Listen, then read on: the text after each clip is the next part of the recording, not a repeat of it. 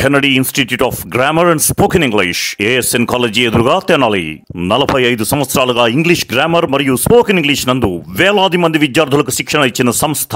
ప్రతి నెల 1వ తేదీ కొత్త బ్యాచ్ ప్రారంభించబడును. దూర ప్రాంతాల వారికి ఆన్లైన్ క్లాసులు కలవు. స్టార్ శ్రేణి లిమిటెడ్ లో సభ్యత్వం పొందండి. మీకు చేసుకునే పొదుపుపై అత్యధిక వడ్డీ పొందండి. మీ గోల్డ్ పై అత్యధిక విలువ లోన్ గా పొందండి. ఖాళీ భూమి మరియు ఇళ్ల తనఖాపై రుణాన్ని పొందండి. తెనాలి రైల్వే స్టేషన్లో దారుణం చోటు చేసుకుంది. ప్రయాణికుడి కోసం వచ్చిన వ్యక్తిపై కత్తితో దాడి చేశారు గుర్తు తెలియని దుండగుడు. వివరాల్లోకి వెళితే గత రాత్రి 12 గంటల సమయంలో వైజాగ్ నుండి చెన్నై వెళ్లే జీటీ ఎక్స్ప్రెస్ ట్రైన్కి వైజాగ్ నుండి తెనాలి వస్తున్న వ్యక్తి కోసం 3వ నెంబర్ ప్లాట్ఫారంపై వేచి ఉన్న వ్యక్తి వద్దకు గుర్తు తెలియని దుండగుడు వచ్చాడు. జేబులో ఉన్న సెల్ ఫోన్ లాక్కున్నాడు. అతనిపై ప్రతిఘటించే సమయంలో ఒక్కసారిగా కత్తి తీసి భుజంపై 3 సార్లు పొడిచాడు. అయితే కత్తి వరలో ఉండటం వల్ల కత్తిపోట్లు పడలేదు. కానీ ఒళ్ళంతా పెద్ద ఎత్తున కందిపోయి చిన్నపాటి గాయాలు కూడా కనబడుతున్నాయి.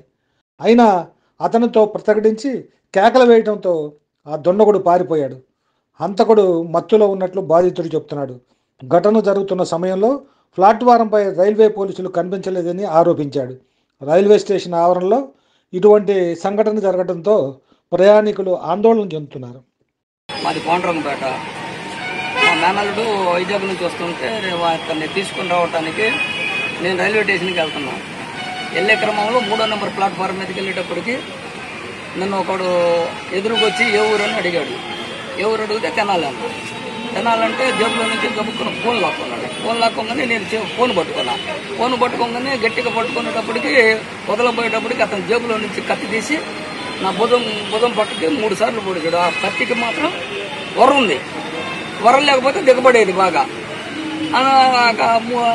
ఈ కుడి చేత్తో ఆ కత్తి పట్టుకునే టైంలో ఆ వర నా చేతిలోకి వచ్చేసింది. ఈ ఫోన్ నా చేతిలో వచ్చేటప్పటికి 2 చేతులతో బలంగా అతను నెట్టగానే కింద పడిపోయాడు.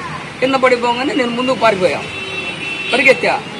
అంతలో 4వ నెంబర్ ప్లాట్ఫారం నుంచి ఒక అతను కేకలేసుకుంటూ వచ్చేటప్పటికి ఇతను లేచి అతను ఎమ్మటి పరిగెత్తాడు. నేను ఈ ప్లాట్ఫారం 3వ నెంబర్ ప్లాట్ఫారం చివరి దాకా వెళ్ళినా కూడా అక్కడ పోలీస్ స్టేషన్ కాడ పోయి కంప్లైంట్ చేద్దామంటే ఎవరు కనపడలేదు నాకు పోలీస్ స్టేషన్లో. మళ్ళీ వచ్చి అంతలో మా వాళ్ళు ట్రైన్ దిగారు. ట్రైన్ దిగగానే జరిగిన విషయం చెప్పగానే మా వాళ్ళు వచ్చి ఆ స్టేషన్ మాస్టర్కి కంప్లైంట్ ఇచ్చాం. అతను టికెట్లు ఇచ్చాడు. ఎక్కడో ఫోన్ చేసి చెప్పాడు ఇట్లా ప్లాట్ఫారం మీద ఏదో జరుగుతుందని. ఆమె అనౌన్స్ చేసింది ప్లాట్ఫారం మీద ఏదో జరుగుతుంది, వచ్చి సిఆర్పి వాళ్ళు అడిగి వెళ్ళాలని. మేము వచ్చేసాం. V cardiac multi speciality hospital, Kothapeta, Tenali.